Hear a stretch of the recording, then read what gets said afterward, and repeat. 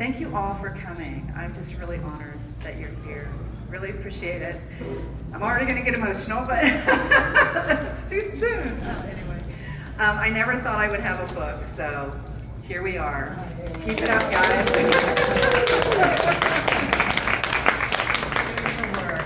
It's worth it.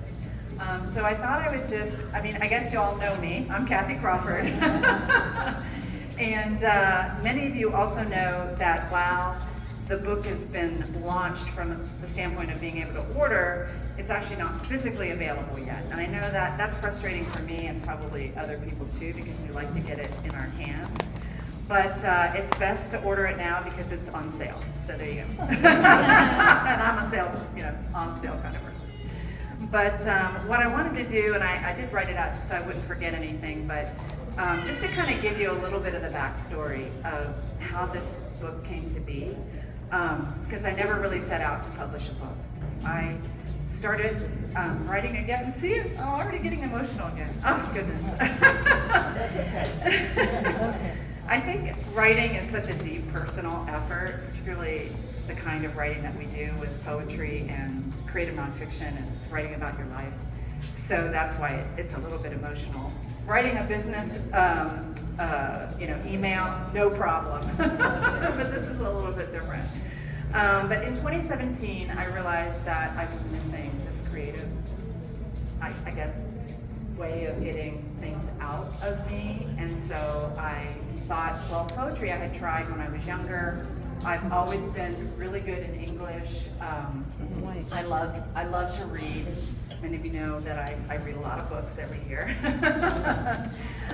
All different types. I like all different genres. And I do love to read poetry. So I thought, well, let me see if I can express myself in that way. So I started writing again in 2017, and I started taking classes at Imprint.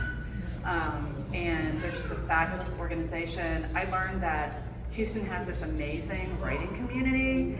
We have the best PhD program in English, master's and PhD. So a lot of the instructors at Imprint actually are in those programs studying to, finish their PhD, so they're the best to learn from.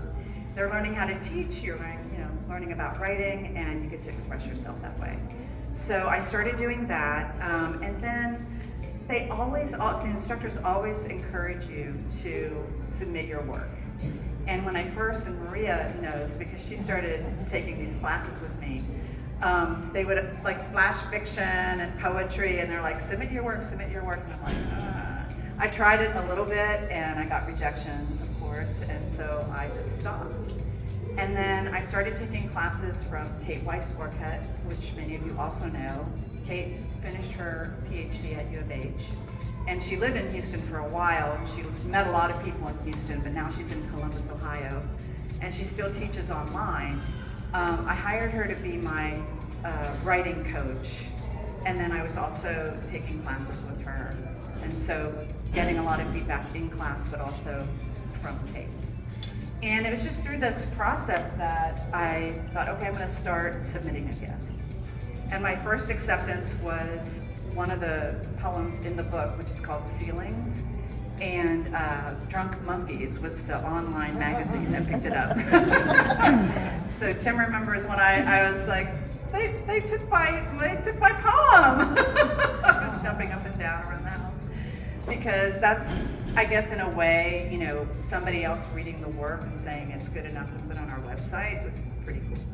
So I kept submitting. I got myself into a process of submitting. I actually have something every day during the week, which I don't always make, but an hour every week where I just submit my work so that it's a routine and I'm kind of getting it out there. And then working with Kate, I don't know, I think it was in a Write Space class that I signed up for, was it how to create your own chapbook. And because I started to think I have enough that maybe I could do something with this. And so Kendra Preston Leonard, another great teacher, was teaching that class, and she helped us really kind of think about what are some of the themes that we write about, what is it that's coming from us, and how does that sort of come together. And we read other collections, and we kind of learned about that, and did all of this kind of work to figure out what are our themes, what are we really writing about, and then starting to put it together.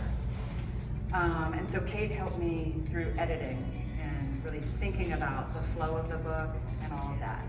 A chapbook is a nice place to kind of dive in if you want to do a book, because you can't have any more than 34 pages. So that limitation was good. It's not like it's 60 pages or 90 pages, which Sandy has a new book coming out, and it's also done another one that's long, and so that's possible too. But starting with the chapbook is really great. The other thing was, it's a hybrid, which means I have poetry in there, but I also have creative nonfiction. And it's flash-based, which means it's 1,000 words or less. And that was one of the things that Kate and I kind of went back and forth on, is like, you can't write a book that shifts from poetry to creative nonfiction. People aren't expecting that. And I'm like, because I always like to break boundaries. This is true in my life. I'm like, well, I think I can, how would that work? So the pieces that I did put in kind of follow the arc of the book and the timeline. So they fit into what you're reading.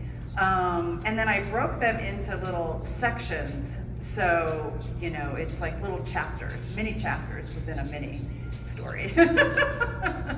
So there's some stories in there as well. So that's what happened there. So it took a while, and then the whole thing about like submitting it to, who do you submit it to? Like which magazines or editors would actually take the book? So I did a lot of research and got lists of places that publish books and chapbooks. And also a tip that they give you is to read the books that you like, see who published that book, and see if that publisher will take your book. So I started doing that, and Finishing Line Press is the press that picked up my book. And I don't remember if you, did they publish yours, Sandy? No. Kelsey. But Barsha Soraya Shaw was published by them. Luann Castle, who doesn't live here, but I've met through my classes. So several people had been published by Finishing Line Press. They had a contest, I put my name in, and they didn't pick me for the top 5, but I was kind of a best of. So of all the writers that submitted, they pick an additional, I think 5 or 10 to publish. So that's kind of the backstory. I wanted to thank a couple of people. As you guys have seen in the advertising, the beautiful cover art. Brooke Summers Perry, who's here, created that. And we did a collaboration together through an organization called WIBLA. This is another kind of supporting network that's been very integral to me, I think, reaching this point. And she took one of my poems, and from that created the art. And then we submitted it to the anthology for WIBLA. And it ended up being on the cover of the anthology too. So thank you, Brooke. I have a little gift for you.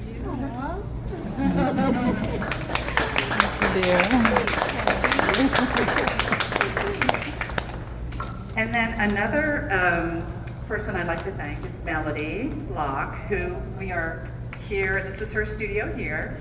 Melody is sponsoring the event today, but also early on, I took an ekphrastic writing class with WIBLA, which is writing from art.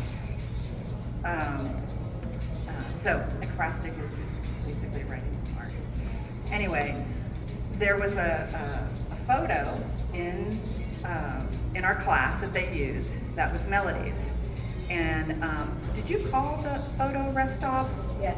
Okay, and then I called the poem Rest Stop, but wrote it from the inspiration that I got from the photo. So I wanted to thank you as well.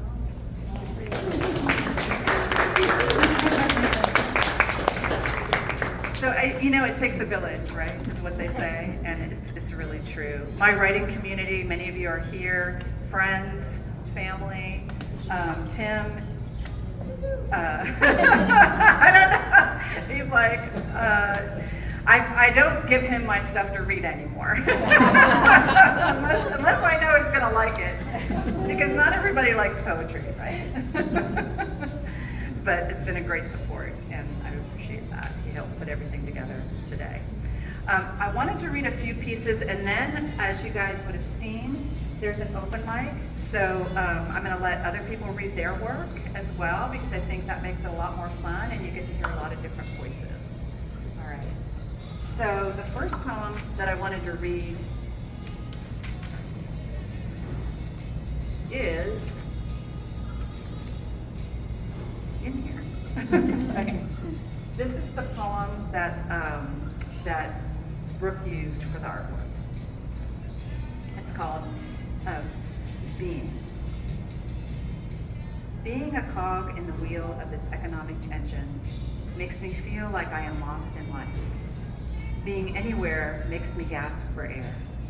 Each day I begin with the hope for energy to fuel my spirit as I forge through capitalist expectations to buy my continued existence. If I am the fuel mixing with air, why am I not ignited? Where is the spark plug to connect me with myself? I need to find compassion for the me that lives inside the me that lives on the outside. Each day I wake conscious of my quandary, and it distracts me. My halting efforts toward artistic expression are rooted in the belief hard work is good for the soul. In self-portrait with thorn necklace and hummingbird, courage fumes out of Frida Kahlo's fixed gaze. The essence of who we are flames, stroke by stroke on a canvas, line by line on the page, plant by plant in the dirt.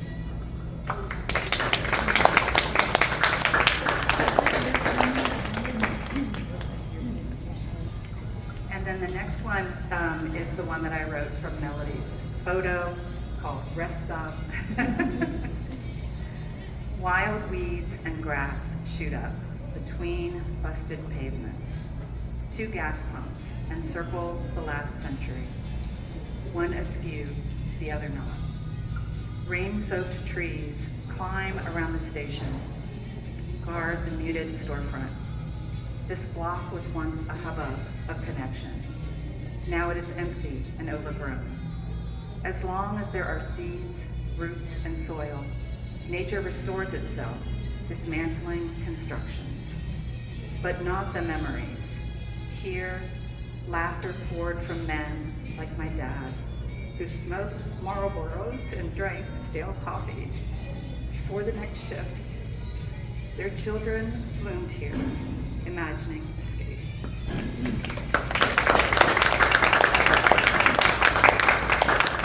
I miss my dad. My dad passed away several years ago.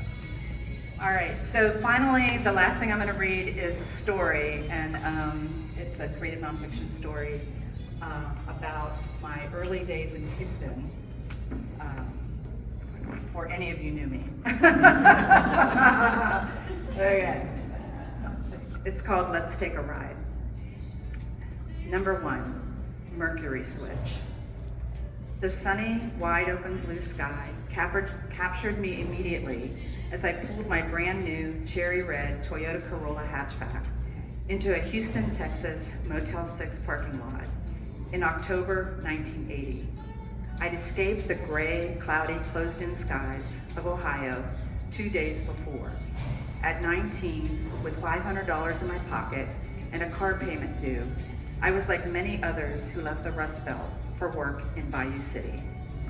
After settling into an apartment and a new job, I joined a coworker at Van's Stampede Ballroom on a Friday night.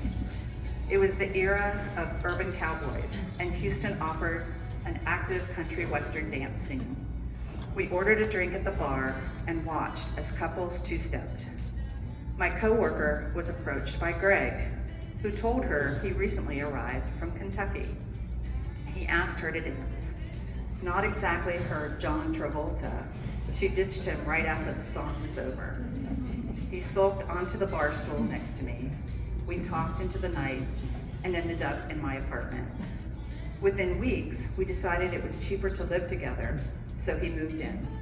Over the months that followed, we fell in love. One weekend, he flew to Kentucky to visit family. He left me the keys to his black Chevy Camaro Z28 in case I needed it. Number 2, muffler. Early Saturday afternoon, as I was walking into my building after running an errand, Joe, the man who lived in the apartment below us, approached me. He asked if I could give him a ride to his friend's house. I didn't really know Joe, but I had seen Greg talking to him in the parking lot from time to time.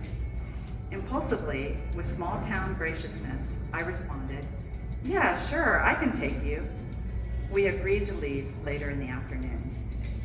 When we met up, Joe was carrying a large black gym bag. As we approached the Camaro, Joe said firmly, "I'll drive." Because of his aggressive tone, I nodded my head, gave him the keys, and got in the passenger seat. He threw his bag in the back seat, and we left. Shortly after, he pulled into a convenience store and picked up a man who was standing outside. I moved to the back seat and sat next to Joe's bag. It was unzipped. I peeked inside and saw what looked like switchblade knives with the blades flicked open, sharp and glinting from the sun as it inched its way over the horizon. Joe handed me a Quaalude. I took it and chugged it down with a beer. Maybe I thought it would calm my nerves by doing so. I tried to pay attention to where we were going. I still didn't know how to get around the city. I noticed we were on Highway 45 heading north. It seemed like we were in the car forever as the sun went down and the moon rose. Finally, Joe pulled off the highway into a parking lot. As we got out of the car, Joe took his bag out of the back. We walked to his friend's apartment, and the man who opened the door let us in. Joe exchanged an envelope with his friend and sat down next to me on the couch. He kept looking over at me, put his arm around me, and kept handing me beers. He and his friend talked for hours. The man who rode there with us left. The friend asked if he could hitch a ride back to town with us. Joe said, "Sure," as if he owned the car he was driving. He picked up his bag and we all got in the car. I drank more beers as my mind worked on how I was going to get myself out of this. I knew those knives were in the bag, and I was in a car headed to my apartment with 2 men I did not know. It was after midnight, and we were less than a mile from home, when Joe's friend said, "I'm hungry." Joe pulled into an all-night diner around the corner from our apartment building. We went inside and sat down. I ordered a margarita. I tried to stay calm.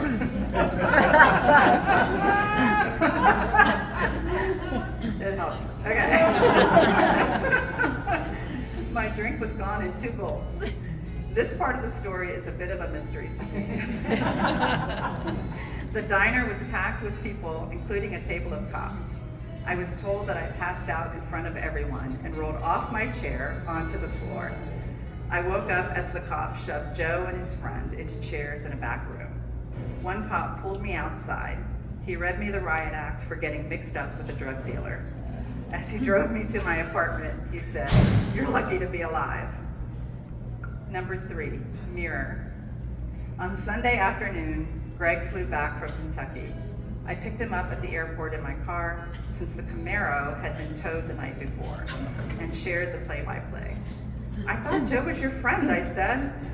"That guy was never my friend. I was only nice to him because when I went to his place to buy a dime bag, I saw bloodstains all over his walls, and he knew he was dangerous. I didn't want to tick him off." I realized at this moment that my body intervened for me when I fainted in the restaurant. Luckily, Joe never returned to the apartment, and this small town girl learned a big town lesson.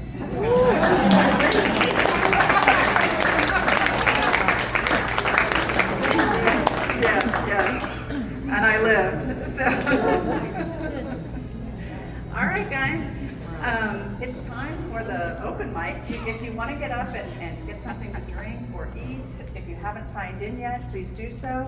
And then also, if you haven't put your name in the hat for the door prize, okay, how do you do that? There's a fishbowl inside Melody Studio, and you just write your name on there. Okay, hold it up then.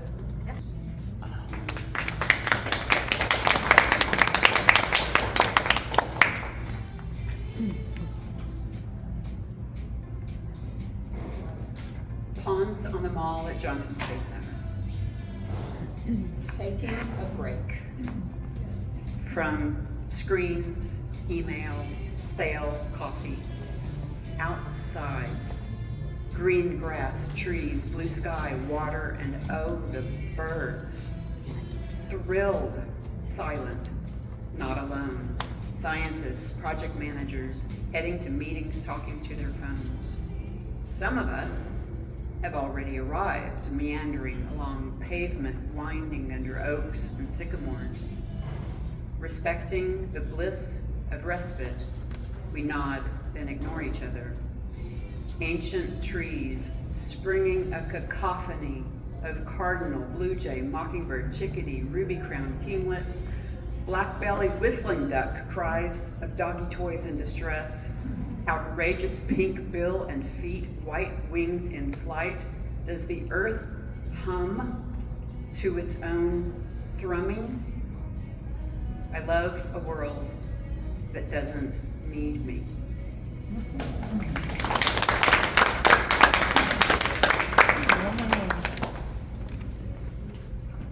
Thanks, Celeste. Awesome. Betty Jones. Betty, where'd you go? I'm here. Oh, there you are. I met Betty in one of my classes. Many of my classes. I didn't Yeah. Several together.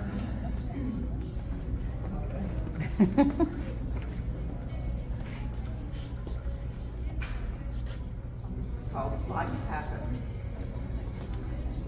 I remember how my mother sang opera coming songs, gospel hymns, as she did the dishes. Make the bed. Ma'am, we can't Oh, hear you. Betty, Put it up to your face. Sorry, up to your mouth. Before, she sang soprano in the Louisa High School choir. I remember how my mother read Bible stories, fairy tales, as she tucked us in for the night.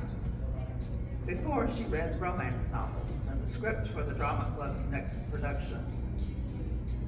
I remember how my mother made a wreath, baked fruitcake, ordered Christmas presents from Sears Roebuck. Before, she and her little sister peeked through the crack under the door to the front room to see the tree their mother had decorated with glittering tinsel and shining ornaments. I remember how my mother tapped her toes and swayed with the music as Lawrence Welk's dancers whirled across the screen. Before, she danced the Lindy, long past her curfew. I remember how my mother moved us from her parents' house to her in-laws and back again during the war. Before, she was a carefree, confident young bride, creating a home in their own little apartment over Kibler's Grocery. Before Pearl Harbor. And I think often when I read a description of a book that says it's a historical novel, it ain't historical unless it happened before 1941.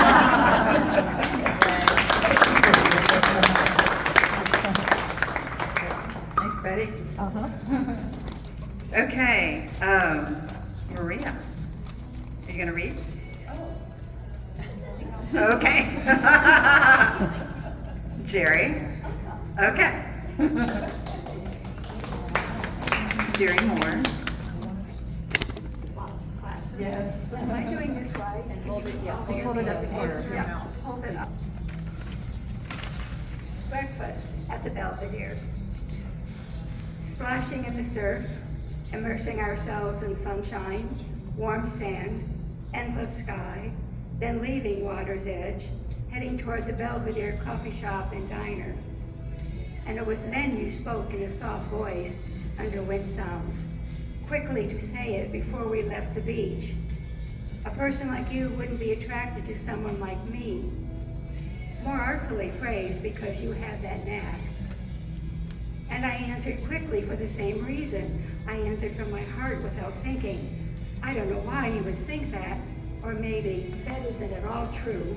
God, I wish I could remember exactly what we said in those short sentences, because the words changed our lives. And we couldn't speak as we waited for our favorite booth at the corner by 2 windows, sitting close on the bench, careful not to touch shoulders. And you couldn't eat your breakfast, and with joy in our hearts, we gazed at the beautiful view, marveling at what we'd just done.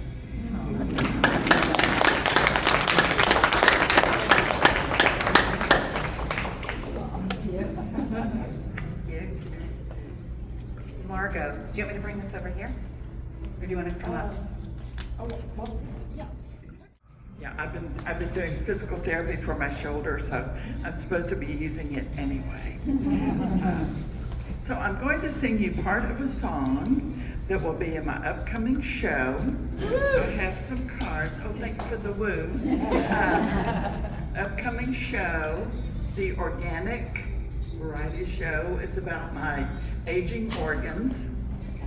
So if there are any CPAP users in the room, this is for us. If you must snore when you're asleep or take a nap inside your Jeep, if you lack a breathing gene, then get a CPAP machine. You'll have to wrap yourself in hose and stick some plastic in your nose. And don't forget to keep it clean, your special CPAP machine. Don't worry if it marks your face or leaves your nosy caked or makes your face feel crusty like you're sleeping with a snake. CPAP will keep your lungs moving in and out. But don't despair, just be aware that you're Darth Vader now. I am your pappy. If you cannot grab every breath at night when you lie down to rest, accept your fate, it's not your wish. Stop gulping air just like a fish. Okay, a couple more lines. Now don't be sad, don't let it show. At least you have a place to go for medical that treats you nice. Hooray for CPAP devices.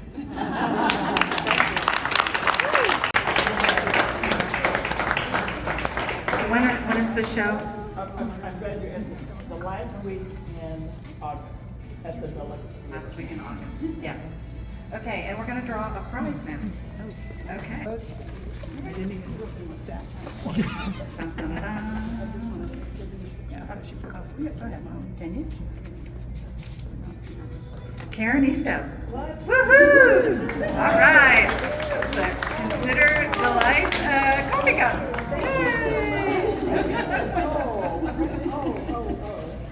Oh, nice. Enjoy. You can do the other one now? Yeah. Okay, sure. They won't see. Okay.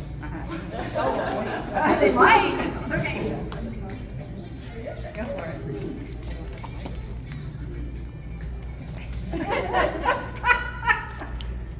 Gerry Moohr?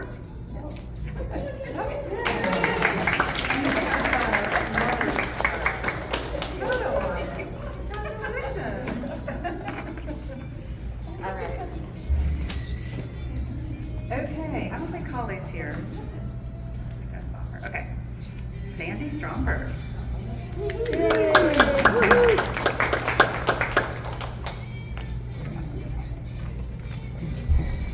Well, Kathi, I just loved your story.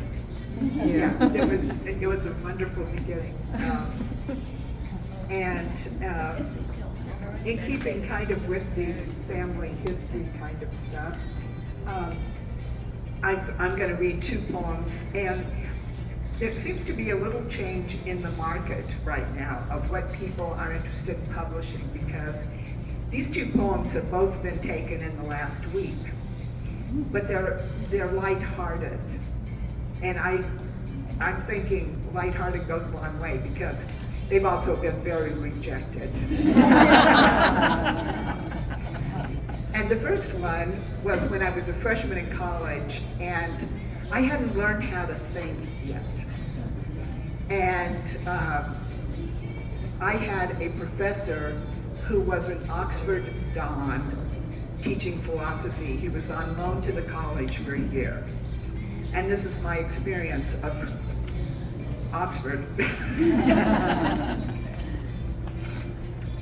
On being found out. My freshman philosophy class and an Oxford Don on loan to the college introduced me to Thus Spoke Zarathustra.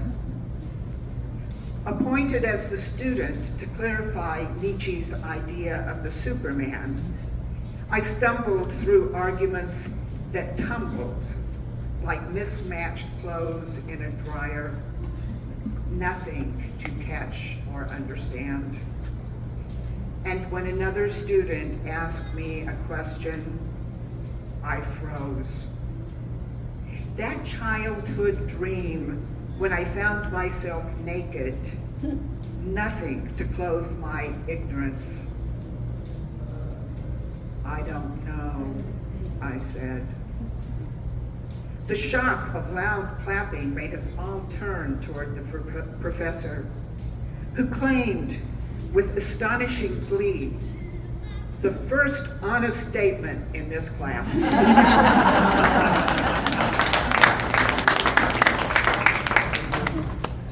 And I do have to say that Kathi and I think we began to cross paths in WIFLA and then in Kate Wise Orcutt's classes. And both of these were written in Kate's classes.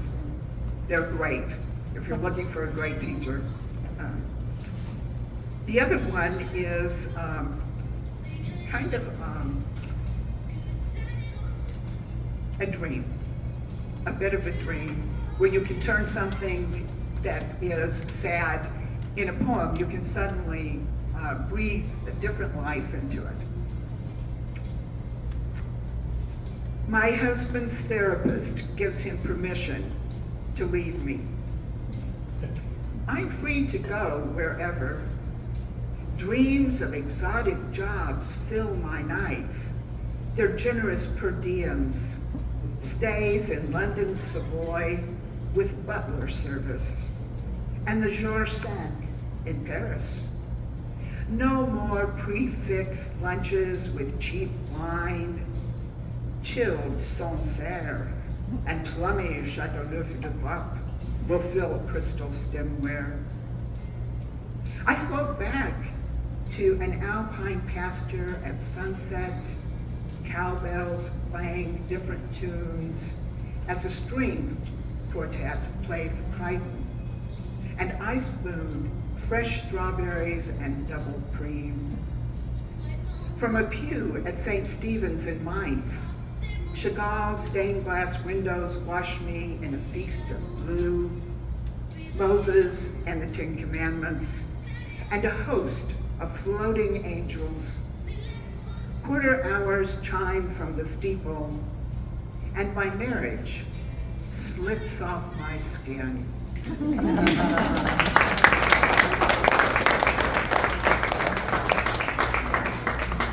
All right, excellent. So, Catherine, yes? does everybody know what a whiplet is? Oh, yes, I will let them know.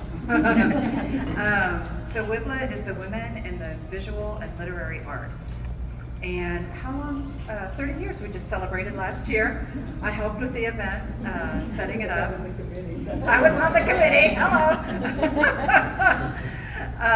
And it's a great organization. We have, most of our women are in Houston, but others have moved away and are still involved. And it's just this very supportive community. It's not, sometimes you join those organizations, they can be a little competitive, you know, but that's not like this at all. We really try to champion each other and can help support each other and really do a lot of things as a group as well, like the collaboration. We have an anthology coming up where you can submit work for the anthology. Those details are on our website, and it's wibla.org. Have I missed anything? Yes, WIVLA.org. .org. Okay. Yeah. Awesome. All right, Catherine. Do you want this? Oh, yeah. Yeah. I'll go ahead. Sit. So this is an ekphrastic piece. So I'm going to show you. This is a piece by Frida Kahlo called Southern Life. I'm going to pass it around in a minute, but here I'll just walk so you can see it.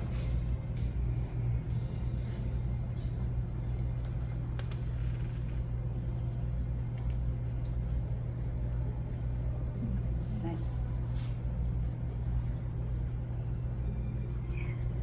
I'll pass it around.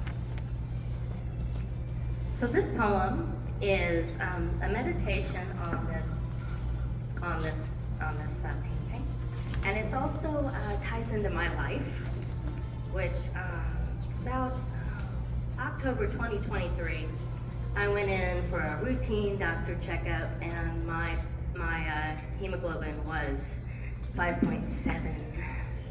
It's supposed to be, up around 13, 14, 15. Yeah, and so they said, go to the hospital now. And I said, but I'm fine. And they said, no, you're not. So that's the whole range of things. I had some fibroids that were bleeding and had to have a hysterectomy. So this reflects a little on the painting and a little on Frida's accident. She was in an accident when she was 18 years old. She was in a train and bus accident in Mexico City. And it will tell you a little bit about my experience too. Mine was not quite as devastating, but still her painting gave me a voice. So this is called Meditation on Frida Kahlo's Sun and Life. Golden vegetation proliferates. Roots do not find soil, but spill epiphytic from leaves, clutching air. Floral ova open into twisted, blighted forms, misshapen, non-viable flesh, plants and humanoid, suffused with tears. Gold is evidence of value, but it is no substitute for health, no antidote for pain, no remedy for loneliness. Decades earlier, flecks of golden paint adhered to your skin, a fellow passenger's unintentioned contribution to your personal and public carnage. Imprinted into your subconscious to bleed into the surface in your dreams and impress themselves upon canvas. Naked, speared from abdomen to vagina, at Guajutemotzon y 5 de Febrero, you lost your virginity to the iron of a bus handrail. In the dismal conditions of a 1920s hospital, a will to live, to paint, made a bargain with pain, generating almost 30 years of life, suffused with visionary art, but unable to grant your wish to create and nourish a child. Woman to woman, I recognize the deep red center of your golden trauma, embracing agony and the greenness of creativity, forming insatiate vegetation that will never properly fruit, and opening the third eye into a space of fantastic dreams and hallucinogenic nightmare.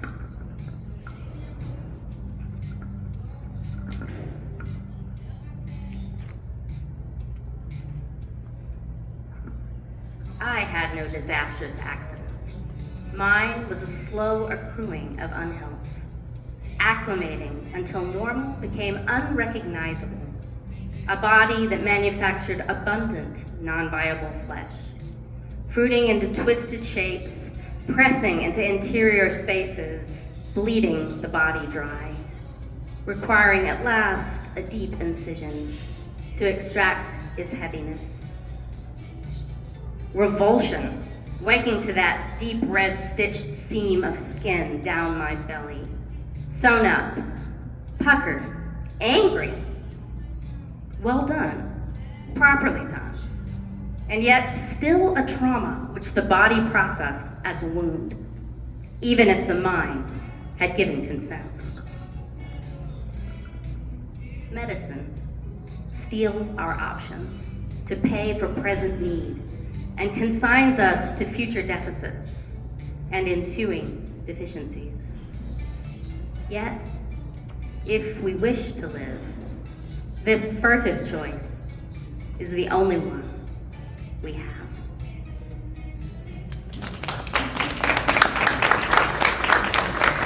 Thank you, guys. Okay, Elizabeth Mayorga.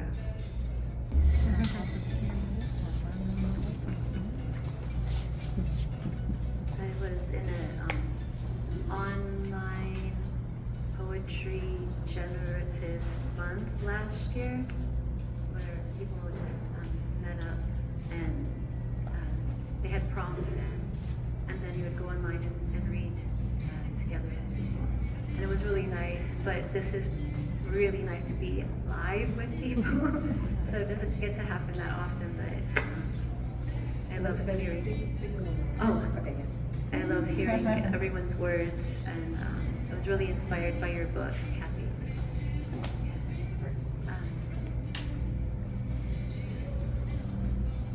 I have cowered when walking into a room, eager to learn the hearts of the people before me, but afraid to show my wonder at their beauty, their gifts.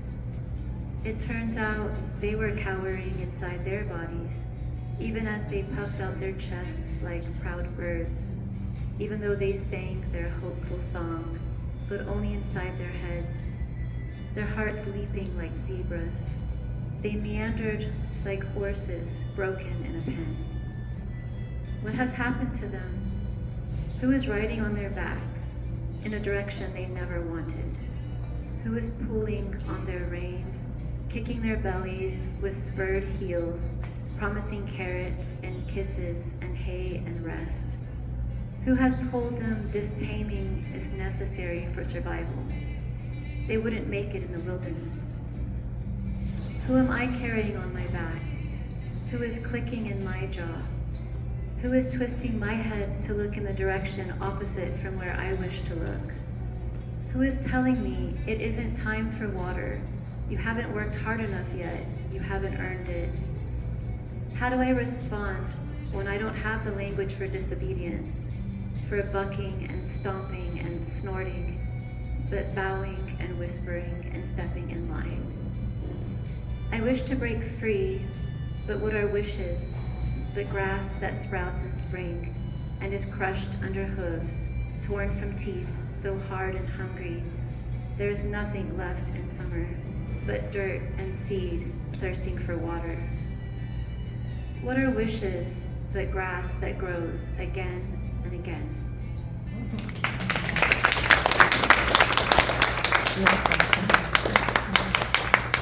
All right, Denise. And then I think that's all I have on my list. Denise, you're gonna bring us home. Okay. Okay, I'll try.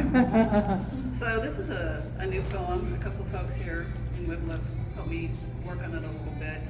So I was looking at some old poems of mine, and I got inspired by a few short stanzas I had written down way back when. And I was out berry picking at one of those farms you could drive to real close here in Houston, and saw some things there that kind of inspired me. So all wrapped up together with the old poem, a new experience, and then a memory. The title is Before We Knew How to Count the Stars. It's 1 a.m. and I sit at my computer in the dark, mindlessly scrolling as I try to numb my mind into slumber. The dog is snoring softly on the rug behind me, his leg twitching as he races through his dreams. In the pale light of the moon, an owl cries outside my window, announcing herself before gliding off on silent wings into the crisp winter air. It's then I hear a ping announcing a new post has dropped to my high school reunion page, the one I joined on a whim last year, back when I had vague plans to go home and catch up with you in your life. My mind empties as I read the 4 short sentences. Too few words to encompass a life ended. I turn my chair slowly to look out the bay windows, Diana's soft glow lighting up the woods, the moon just past full. I realize her familiar has called me out to bathe in her healing beams and to honor you with remembering. I go to the mudroom, slipping past the dog who raises his head in a question, thumping his tail against the floor. I whisper to him to stay, and he settles back into his peace, sliding easily into his dreamland. I put on layer after layer, an extra pair of thick socks, snow pants, and a ski jacket. My heart is numb, and my hands are already frozen as I pull the wool cap tight against my skull. Once my boots are tied with double knots, I step outside. The air is brittle and sharp, and so light it almost takes my head with it. But the cold keeps me focused. The skin of my face tightens under the air's touch as it crusts the moisture on my eyelashes and the inside of my nose. It steals the heat from my exhalations and transforms them into steamy clouds. As I walk across the crunching snow following the moonlit path, I remember our last summer together before I went north to college in Ohio, 1,050 miles away. You complained they would turn me into a Yankee, but I just laughed, saying that my roots were too deep in Texas soil. We went berry picking at Anderson's farm, our plastic buckets growing heavy with the harvest of our nimble fingers, their pads turning sticky and staining deep purple. So did our lips as we snuck the ripe berries into our soft mouths. We ran across the field to wash our hands in the still pond, cradling the broken-hulled canoe abandoned in the weeds. We ignored the keep-off sign down to the small collapsing dock and sat down at the end to let the fishes nibble our toes. We spent the afternoon tossing the blackberries into the dark green water to watch them sink. I never did return to plant my feet in Texas soil. I lost touch with that Southern girl who was ripe and ready for the world at 18. I lost touch with you too, until tonight, when the computer revealed your epitaph in fights.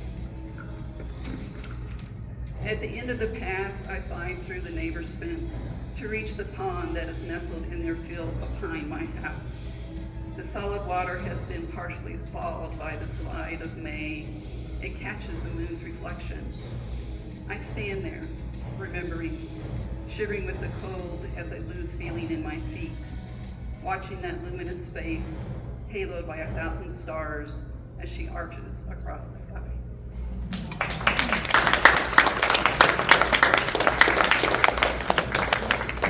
Beautiful. All right, guys, that's the end of the show. Thank you all again for coming. It's really touched my heart that you are all here. Thank you again. If you didn't sign in, please do. If you want to take a snack for the road, please do. We still have this space for a little bit if you wanted to look at the artwork. And tell us how we can get a copy of your book. Okay, yes. Thank you. Thank you for the plug. Oh, okay, yeah. So right now, you can get it on the Finishing Line Press website. If you picked up the bookmark or the picture inside, it'll take you to my blog, and there's a button on there. It just takes you straight to the page for Finishing Line Press. That's probably the easiest way to get there. And yeah, so yes. Or you can borrow this cup. Yes, there you go. Thank you, Karen. Okay. And when will they be available? So what's happening now is it's pre-order. So I do encourage you to pre-order. It helps the numbers, but also you get a discount. And then they ship the book around September 19th. So you'd get it in your mailbox in September or October. After that, I am going to have another event where I can do a signing. So if you want your book signed, well, I would do it anyway, but yeah. But I'll also have an event. Yeah. Oh, and then also Right Space, I'm going to be a featured reader in June. So if I don't know if y'all know about Right Space, that's also a great organization here in Houston that offers writing classes, and they are in, what's the studio? Sabine, where Donna is. You can visit her studio. They do a reading once a month. It's the fourth Friday. So the fourth Friday in June, I'll be a featured reader. Last Friday. Last Friday. It might be the fourth. Okay, gotcha. Sometimes it's the fifth. I write, I don't do that. No. A long time ago. Anything else? Anybody? Yeah, thank you for coming. Yeah.